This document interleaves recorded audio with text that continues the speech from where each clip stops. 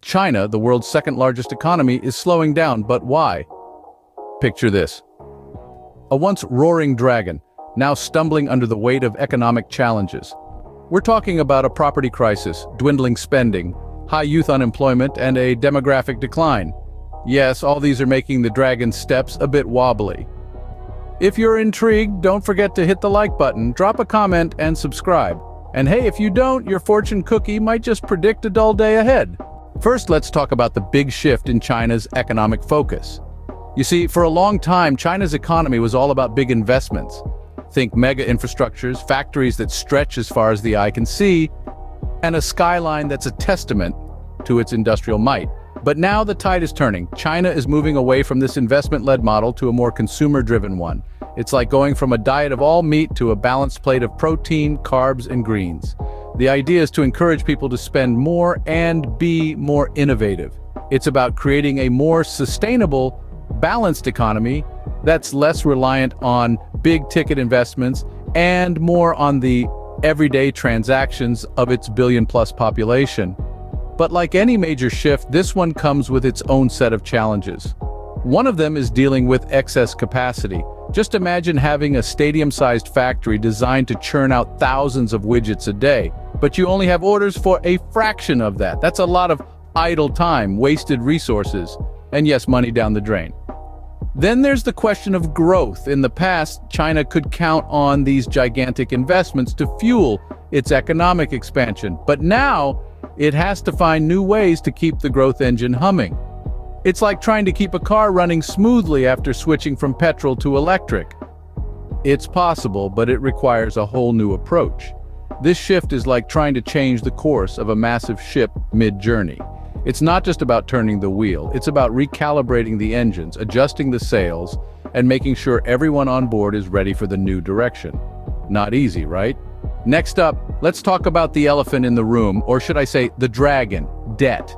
The thing about debt is it's like a double-edged sword. It can fuel growth, but too much of it and you're walking a tightrope. Picture this, China, in its quest to grow, borrowed a hefty sum of money. It's like going on a shopping spree with a credit card, buying all the shiny new gadgets and gizmos. And for a while, it worked. The economy boomed, cities sprouted like mushrooms, and China's global influence expanded. But here's the catch, just like that credit card bill that comes at the end of the month, the debt started piling up. And we're not talking about pocket change here. We're talking about a mountain of debt so high, it's causing quite a headache for the country. Now, managing this debt is a Herculean task. It's like trying to juggle fire while walking that tightrope. Too much debt can scare off businesses from investing as they worry about the country's ability to pay back. It can also make people less confident about spending their money. After all, who wants to splurge when there's a cloud of debt hanging overhead? So China finds itself in a bit of a pickle. On one hand, it needs to keep its economy growing. On the other, it needs to manage this colossal debt. It's a delicate balancing act, and one false move can send the whole thing tumbling down. Not a pretty sight, huh? Now let's talk about a problem that's not just unique to China, an aging population. It's a global phenomenon, but in China, it's particularly pronounced. Picture this, a rapidly graying society where the number of young people entering the workforce is dwindling, while the number of elderly needing support is on the rise. It's like a demographic seesaw that's tipping in a direction that could slow economic growth. So why is this happening? Well, China's one-child policy, which was in effect for more than 3 decades, has significantly skewed the population structure. It's a bit like a pyramid standing on its tip, not the most stable structure, right? Now imagine this pyramid is your workforce. You've got a growing number of retirees at the top and a shrinking pool of young workers at the bottom. It's an economic conundrum, to say the least. And what's the impact? Well, fewer workers mean less production and less consumption, which can slow down the economy. Plus, a larger elderly population requires more resources for healthcare and social security, putting a strain on public finances. It's like running a marathon with a heavy backpack. Sure, you can still run, but it's a lot harder to keep up the pace. But China's not just sitting idle.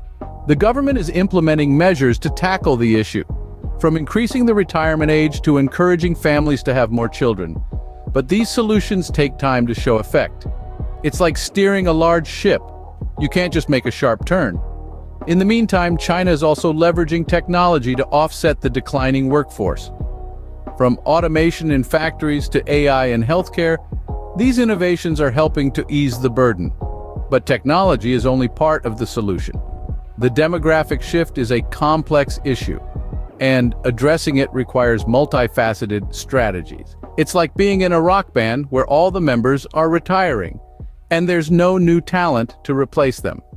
You can bring in fancy instruments to enhance the sound, but you still need the band members to make the music. China, like that band, needs to find a balance between the old and the new, the young and the old, to continue playing its economic symphony. China's not an island, and when the world sneezes, it might just catch a cold. That's right, folks. Even the mighty dragon isn't immune to the ripples in the global pond. You see, economies today are interconnected in a complex web of trade, investment, and, dare I say, a dash of political intrigue. So when tremors shake one part of this global network, the effects can be felt far and wide, and yes, that includes China. Now imagine a scenario where trade tensions rise. It's like a high-stakes poker game where the players are countries and the stakes are, well, billions of dollars. This can create uncertainty, and uncertainty, my friends, is not a good business partner. It can lead to investment hesitation, impacting China's ability to maintain its growth trajectory. Then, there's the domino effect of economic uncertainties from other parts of the world. Picture this: a major economy stumbles, and suddenly there's less demand for Chinese exports. That's a punch right in the gut for China's manufacturing sector, and trust me, when your manufacturing takes a hit, it's not just a simple bruise, it's more like a fracture that takes time to heal. What about global crises, like pandemics or financial meltdowns? These can cause seismic shifts in the world economy, and China, despite its economic prowess, can feel the aftershocks. Take a look at COVID-19. It hit China's economy hard due to widespread lockdowns, disruptions in global supply chains, decreased consumer spending, and reduced industrial output. So, while China may seem like a mighty dragon soaring high, it's important to remember that it's still part of a larger global ecosystem. And in this ecosystem, actions have reactions, decisions have consequences. And yes, when the world sneezes, China might just catch a cold. It's like being in a boat in the middle of the ocean. When a big wave hits, you're definitely gonna feel it. Finally, let's talk about something we all care about: the environment. China has set its sight on a green horizon, aiming to grow, but in a manner that treats Mother Earth with respect. However, this transition isn't as smooth as a bamboo shoot growing in spring. No, it's a mountainous task. It's like trying to change your car's engine while driving on the freeway. The country is attempting to swap its coal-fired power plants with cleaner, more sustainable energy sources. But this switch is not just about flicking a button, it's an economic challenge that could potentially impact China's growth. Imagine you're planning to build a house.